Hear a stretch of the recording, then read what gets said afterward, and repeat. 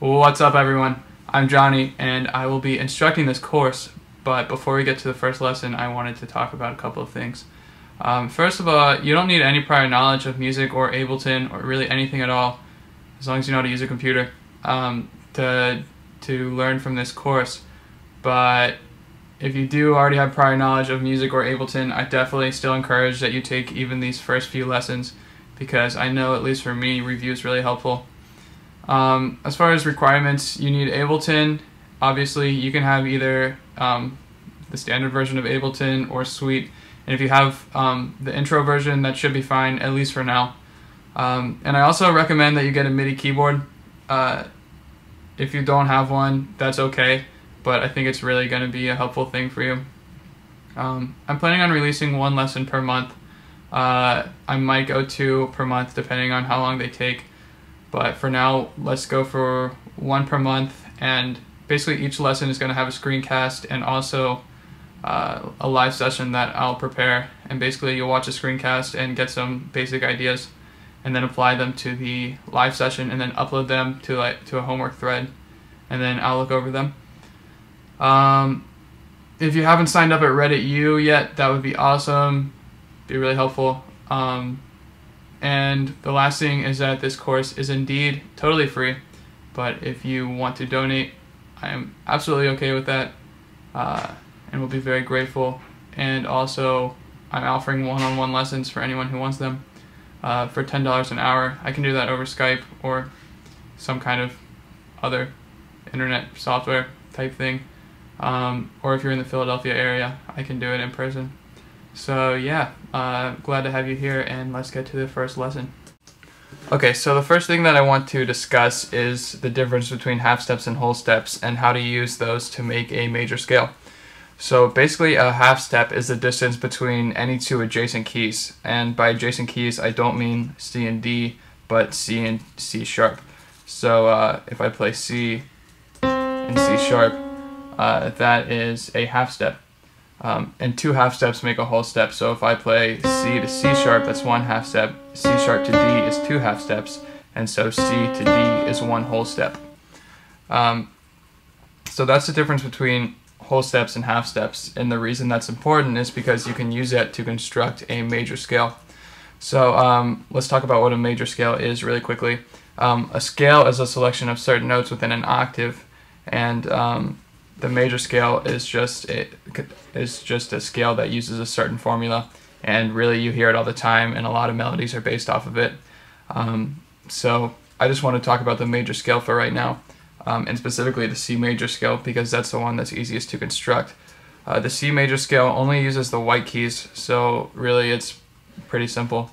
The idea is that you'll play every key between this C and this C, or every white key rather, and so it sounds like this.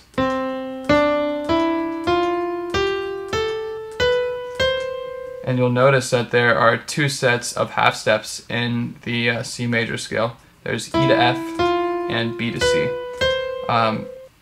And you can tell that because there's no black key in between them, so E to F are the 2 adjacent keys, whereas C to D, there's a C sharp in between, which is not in the scale. So let's talk about how the major scale is actually constructed. There's a formula of whole steps and half steps that you can remember to construct any major scale, and it works for a C major scale, an E major scale, basically any major scale. So that formula is whole step, half step, whole, half. And that's useful to know because you can build any major scale using that same whole, half formula. So let's try and build a D sharp scale, for instance. We have whole, half, whole, half. And you can really build any major scale using that formula. But for right now, the concepts to take away from this is the difference between whole steps and half steps and what they are, and how to play a C major scale. If you don't understand anything beyond that, like the whole, half formula, that's fine. I do encourage that you read the musictheory.net lessons that I link to. But you know, all that's really important for now is that you understand how to play a C major scale, which again is just all the white keys in between two Cs, and that you understand the difference between whole steps and half steps. So let's look at Ableton now. So this is the first thing you'll see when you start Ableton, but before we really get into anything, I want to check on a few settings. So on a Mac, you can just go to Live, Menu, Preferences, or just press Command Comma. Now make sure you're in the Audio tab. You can check that on the left, and we're going to look at audio devices. You want your audio input device to be no device because we're not going to be recording anything just yet. Audio output device should be your audio interface if you have one. Otherwise, just select built-in output. I'm using Soundflower just for this screencast. The next thing I want to talk about is buffer size. I'll save you the lecture of what buffer size is for now, but just keep in mind that you want this number to be as low as possible. The wall you'll run into with a very low buffer size is that, depending on your system, you'll hear clicks and crackles with audio playback. You can test this with a test tone, but I found that's not the most accurate thing in the world. Your best bet is just to listen to audio in Ableton. If you hear clicks and crackles, then raise the buffer size. That's all the preferences we're going to go over, so you can close that. And this is what a default Ableton session looks like. You can see we have two tracks, one audio and one is MIDI. We have the browser here, which you're going to be using a lot. That's basically where you drop in any effects or virtual instruments onto a track. And down here is where you're going to see the effects and virtual instruments after they've been dropped onto a track. Now over here is Info View, and this is really useful. It basically shows you information about whatever you're mousing over. So there's a triangle that corresponds with each of these panes. If you click it, the pane will collapse. As I said, every new Ableton session has one audio track and one MIDI track. I'll explain the difference between the two later. We'll have a whole class on MIDI. But for now, you can go ahead and delete the audio track. We'll only be using the MIDI track. To do that, just click on the audio track's title and press delete on a Mac or backspace on a PC. So let's go ahead and add an instrument to the MIDI track. That's going to allow us to sequence notes and let Ableton play them back. So go ahead to the browser, expand Instruments, and then Instrument Rack. I don't really want you to worry about anything other than the instrument rack for now, but as always, feel free to explore. We'll go to pianos and keys, and then acoustic pianos, and then I'll go ahead and drag Grand Hall right onto the MIDI track. Now, as you can see, that will automatically show the device chain, and we have the grand piano right at the beginning of the device chain. So let's go ahead and add some MIDI notes for Ableton to play back to us. Double-click on the first clip slot, and you'll see that the clip slot is now occupied by a clip with a play button, and the device chain is replaced with what's called a piano roll. Unfortunately, my screencasting software was cutting off the bottom and I didn't realize it, but there are two tabs to switch between the device chain and the piano roll, and you can see them in the lower right, and this is what they look like.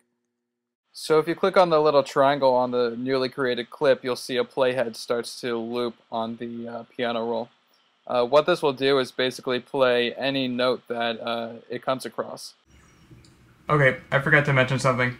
If you look on the left, there is a piano, and it's important to understand that that is just like any other piano keyboard, just kind of flipped on its side and looked at from above.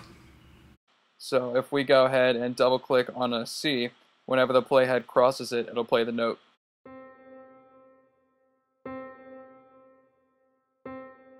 I'm going to right click on an empty space and change the grid, which really just modifies the increments at which you can sequence notes.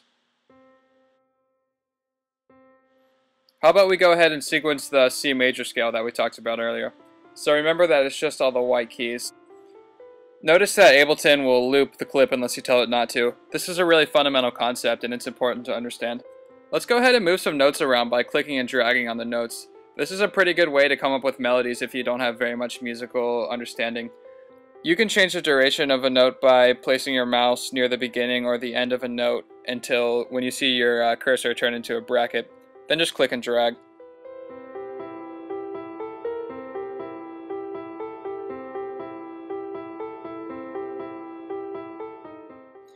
Something else is that you'll see a button in the upper left called Fold. I forgot to do it when I was recording the screencast, but if you press Fold, it will limit the notes that are showed on the piano roll to only the ones that you sequenced.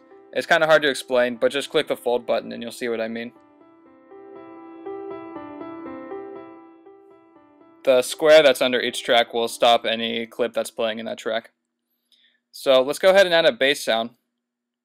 We're going to get out of pianos and keys, and let's go to string bass. I really encourage that you explore a lot of sounds in the instrument rack, and that'll be part of your assignment. But for now, let's go to bass dirty effects. Double click on this MIDI track's first clip slot and you'll see the familiar piano roll. Let me take a brief moment to explain the concept of clip lengths.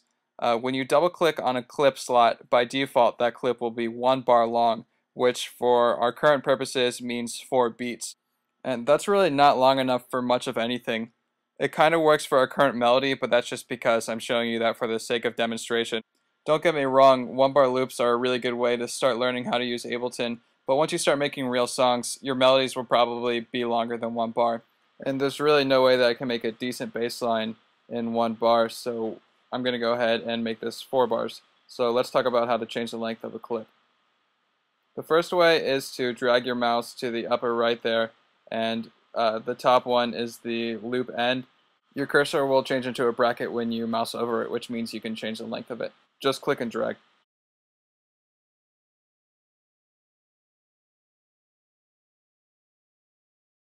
The other way to change the length of a MIDI clip is to use the notes box. Use a length parameter in the notes box, and the first number there is bars. So click on that and type in 4 and then press enter, and you'll have a 4 bar clip, which is what we want. Here I'm going to change the grid really quick, and now I'm just going to sequence some MIDI notes. We'll go over how to make a bass line later, but on your assignment I'll have given you one, so don't really worry about this.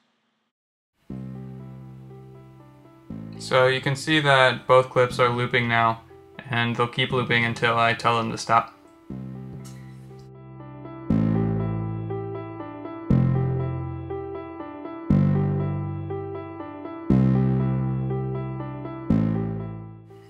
So now I really want to add some drums, so I'm going to go ahead and expand the drum rack, go to kit.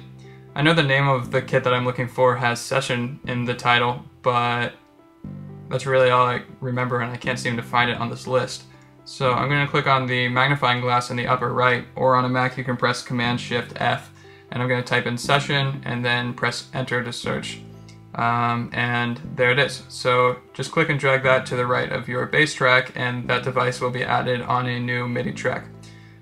Real quick, searching will search any device, be it an effect or an instrument, or really anything that you can see in the browser. So you can see that the drums were added on their own MIDI track and the drum instrument is at the beginning of that track's device chain. So double click on the first clip slot to insert a MIDI clip and the piano roll will come up.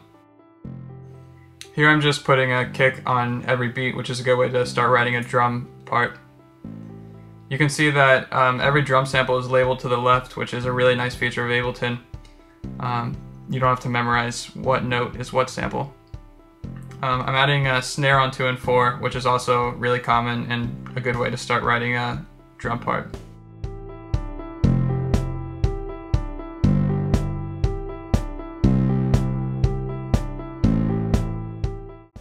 Now I'm going to experiment with some hi-hat patterns to give the track some motion.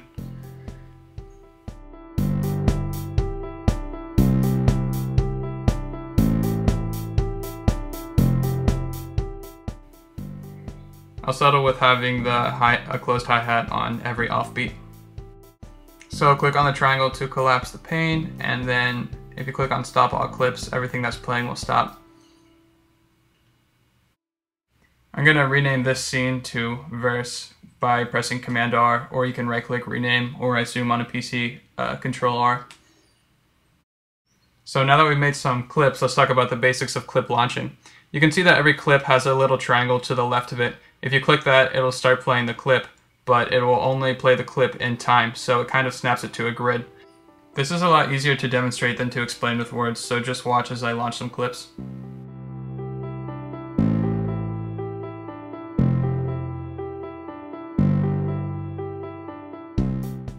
You'll notice that Ableton waits for the beginning of the next measure to play whatever clip I just launched. Same goes for stopping clips. When I click stop clips, they won't stop until the next measure starts. So a vertical row of clips is called a scene, and you can see that right now the first scene is highlighted, and we've named that verse. If you click on that triangle next to the word verse, it'll launch all the clips in that scene.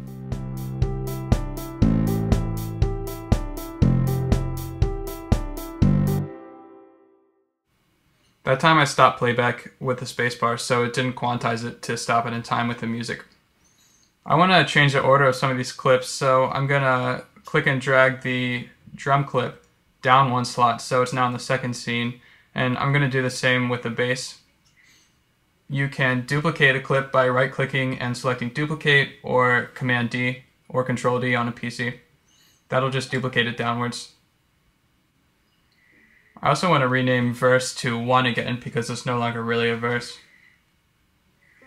If I press that triangle, then that scene will start playing, and there's only one clip in that scene, so only the keyboard's playing right now.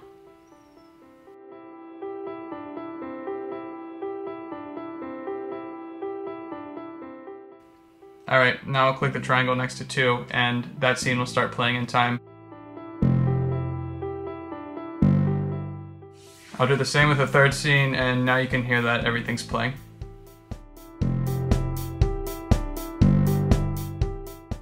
So that's all I really want to show you today. I'll see you next time.